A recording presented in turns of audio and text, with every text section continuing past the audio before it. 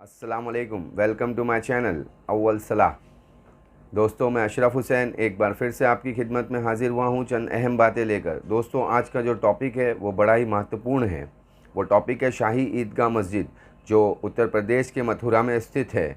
पिटिशनकर्ताओं ने एक पिटिशन डाली कुछ वक्त पहले और ये कहा कि जो शाही ईदगाह मस्जिद है वो कृष्ण जन्मभूमि है, लॉर्ड कृष्ण जन्मभूमि है।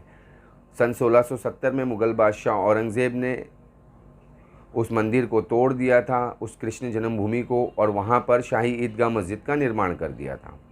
इसलिए हमें ASI archaeological survey of India इसकी अनुमति दे दी जाए ताकि वहाँ पर हम ये जो खुदाई का काम करते हैं और ये पता लगाते हैं जो कि पहले क्या था क्या नहीं था, उस टीम को अनुमति दे दी जाए विज़िट करने की। वीडियोग्राफी की परमिशन मिल गई, उस टीम को अनुमति मिल गई मथुरा सिविल कोर्ट द्वारा।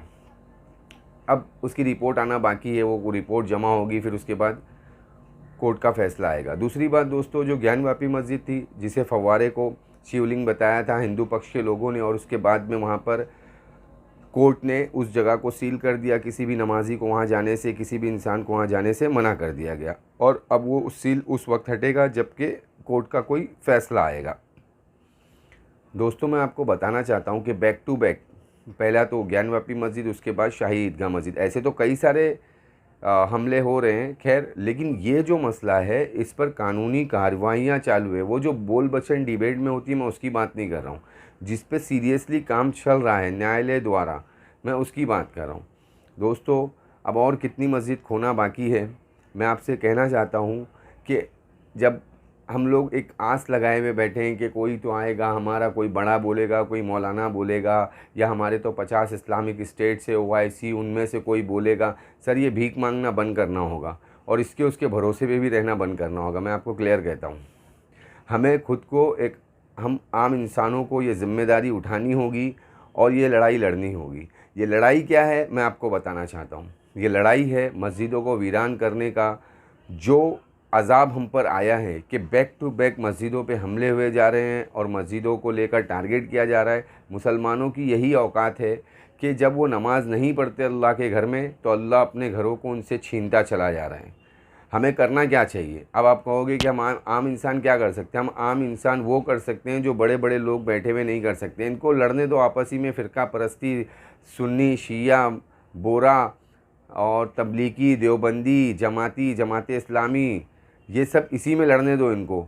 हमें ये ज़िम्मेदारी उठानी पड़ेगी और हमें ये काम करना होगा कि जितना ज़्यादा हो सकता है अल्लाह के घर को आबाद करे। और इसमें मैं सबसे बड़ा हाथ और सबसे बड़ी कुर्बानी अगर किसी की मैं मानता हूँ, तो वो कुर्बानी अगर औरतें, ख़वातीन अगर चाहे तो इसमें बहुत बड़ा हाथ बटा सकती है। अब आप कहेंगे कि औरतें क्या करेंगी, क्या ये जाके मर्दों को दावत देंगी नमाज की? नहीं नहीं नहीं नहीं। औरतों को सिर्फ़ इतना करना है कि घर के अंदर जितने भी मर्द हैं, ये जब भी घर में आए इनसे नमाज का तकाज़ा किया जाए।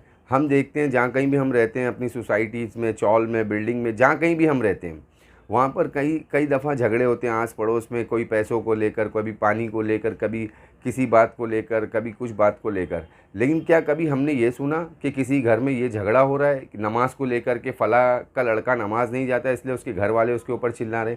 ना कभी हमने देखा, ना कभी हमने सुना। क्यों? नमाज़ों को लेकर कौन सीरियस है इतना जो उसको लेकर लड़ेंगे? बेवकूफ़ है क्या? और तो ख़वातीन, मैं आपसे ये हाथ जोड़कर रिक्वेस्ट करता हूँ कि अपने घर के मर्दों को जब अज़ान हो जाए तो घर में बैठना ना दें, इनको रिस्पेक्ट ना दें। देखो, हमारे बच्चे कॉलेज नहीं जाते तो हम उनको चिल्लाते हैं, अगर हमारे घर के मर्द काम पर नहीं जाते हैं तो हम उनको चिल्लाते हैं, बोलते हैं। तो क्या हम नमाज के लिए, बोलने के लिए ज़िम्मेदार नहीं बनते? और माशाअल्लाह आपकी ज़बानों में इतनी ताकत है कि अगर आप लोग घर में बोलना शुरू कर दोगे तो मर्द घर के ऐसे भागेंगे जैसे लाहौल पढ़ने से शैतान भाग जाता है। लाहौल पढ़ने से शैतान भाग जाता है। आपको ये ज़िम्मेदारी उठानी होगी। और इस उम्मत की तमाम माँओं से मेरी एक अपील है कि माँओं, अपने अपने हथियार निकाल लो और घर में जिहाद का ऐलान कर दो कि जैसे कि तुम्हारे हथियार है बेलन, चम्मच, दाल घोटनी, कपगीर और आपकी मुबारक चप्पल। हाँ, जब माएँ घर की ये सब हाथ में ले लेंगी, उसके बाद घर में किसी मर्द का टिकना नामुमकिन हो जाएगा। अगर ये नमाज ना पढ़ के आए तो इनके लिए घर का दरवाज़ा ना खोला जाए, इनको खाना ना दिया जाए, इनके साथ इनको बिस्तर ना लगा के दिया जाए, इनका टिफ़िन बना कर ना दिया जाए, इनके साथ ऐसी हददर्मी की जाए और ऐसा सलूक किया जाए कि नमाज की इम्पोर्टेंस हर इंसान के दिल में बस जाए। औरतें ख़वातीन खुद भी घर में नमाज़ पढ़े और मर्दों के साथ इस मामले में अब सख्ती करना होगा। मत किसी के भी सहारे रहो, वो फ़लाँ के मदद करेंगे, वो फ़लाँ, कोई मदद करने वाला नहीं। लावारिस कौम हो चुकी है मुसलमान। हम आम लोगों को उठना पड़ेगा और मुसलमानों को जागना पड़ेगा और अल्लाह के घर को आबाद करनी पड़ेगी और अल्लाह से मदद मांगनी पड़ेगी। फिर आप देखोगे ये जो अंधभक्त है ना, जो कम मात्रा में गोबर खाए हुए हैं, इनको लगता है कि मुसलमानों का कोई है ही नहीं और वाकई कोई है भी नहीं। लेकिन याद रखो दोस्तों, अल्लाह हमारे साथ है। जब हम अल्लाह की मानेंगे तो अल्लाह हमारी मानेंगे।